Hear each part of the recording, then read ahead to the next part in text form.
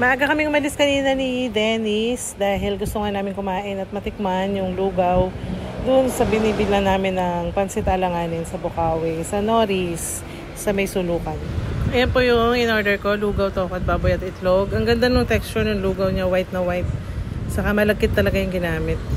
Kay Dennis naman ang in-order ko, lugaw, tokat, baboy kasi nag-almusal na daw siya. Hindi halatang gutom. Sarap. Ano lasa? Partida guys, nag-almusal pa yan ha. Huwag ka nang lumingap-lingap at hindi ka na-order ng iba. Hindi po masarap.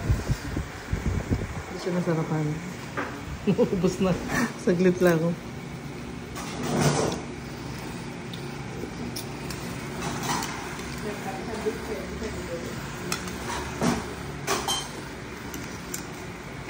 Ayun lang guys, sabi ko bilisan na at late na kami.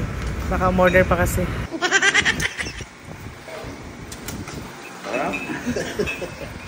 Simot.